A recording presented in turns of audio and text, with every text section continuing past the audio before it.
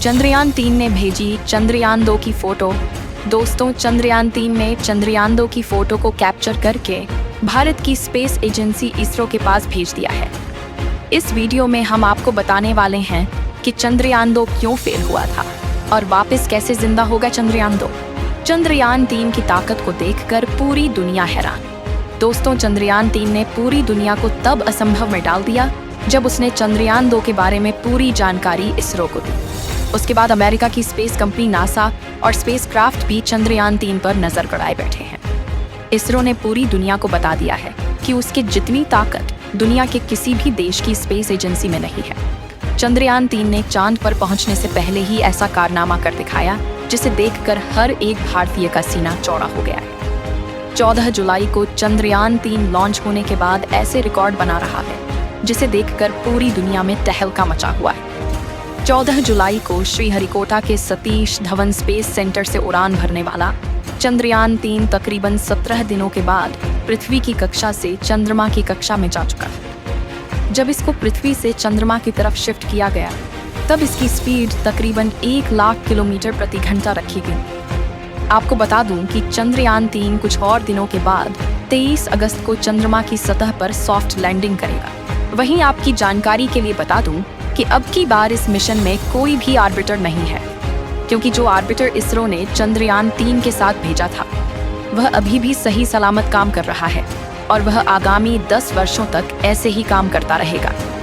चंद्रयान-3 चंद्रमा की कक्षा में जाने के बाद यह ऑटोमेटिक पहले वाले ऑर्बिटर से कनेक्ट हो जाएगा।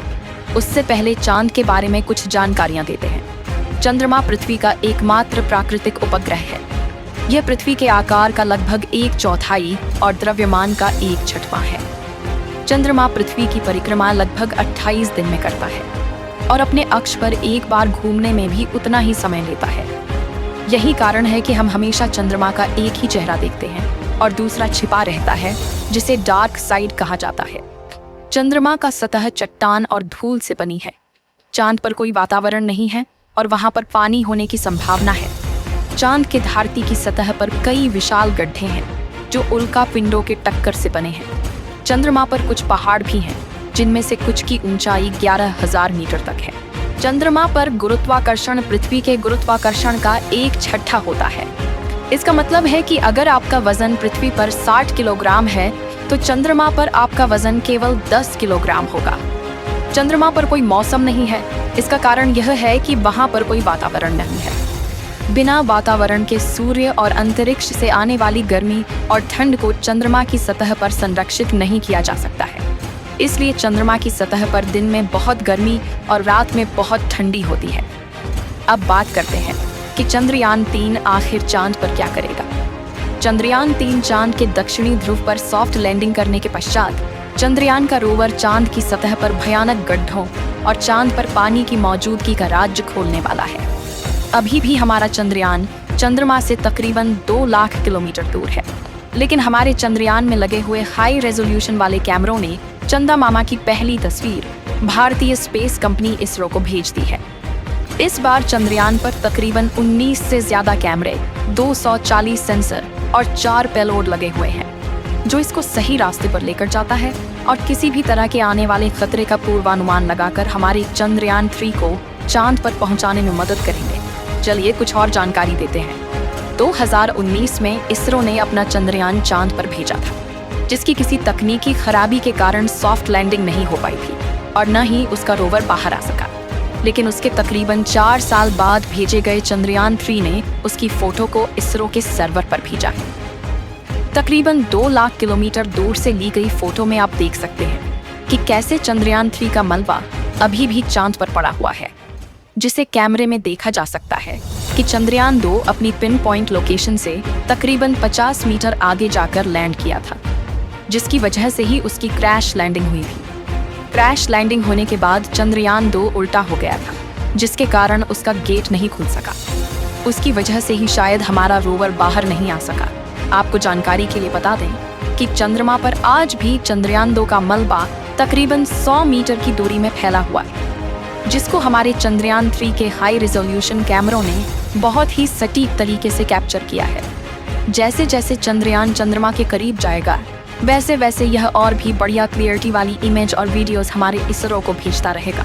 इसमें लगे हुए सैकड़ों सेंसर्स इसकी लैंडिंग के समय तो हेल्प करेंगे ही, साथ ही वहाँ की मिट्टी, चंद्रमा पर पानी, भूकंप, पहाड़, गड्ढे और तापमान की भी जानकारी हमारे इसरो को देगा।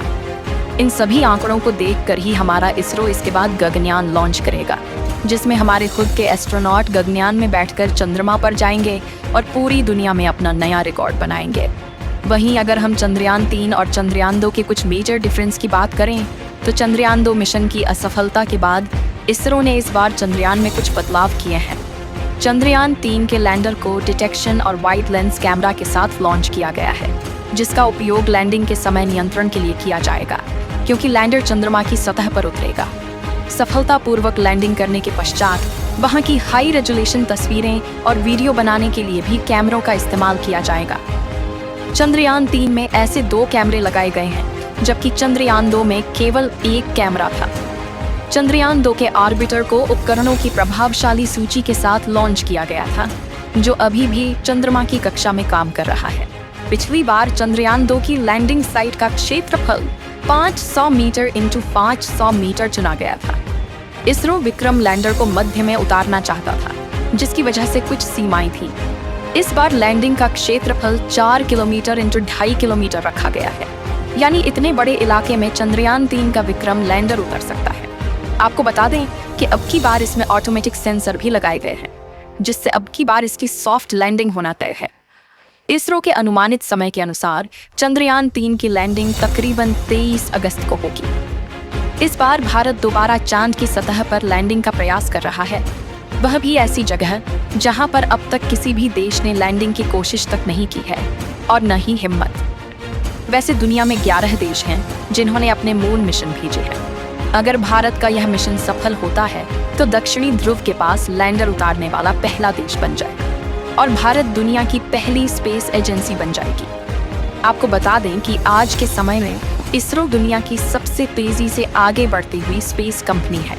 अगर हम इसी तरह से आगे बढ़ते रहे तो वह समय दूर नहीं जब पूरी दुनिया में अमेरिका की स्पेस कंपनी नासा से पहले हमारे देश की स्पेस कंपनी इसरो का नाम लिया जाएगा। आपको बता दूं कि हमारे चंद्रयान 3 पर अमेरिका, रूस, चाइना, जापान, ब्रिटेन और फ्रांस जैसे बड़े देशों की स्पेस कंपनियां नजर गड़ाए बैठी हैं, क्योंकि हमारा चंद्रयान चंद्रमा के दक्षिणी ध्रुव के आसपास लैंड करेगा, जहां पर आज तक कोई भी देश अपने यान को लैंड नहीं करवा पाया है।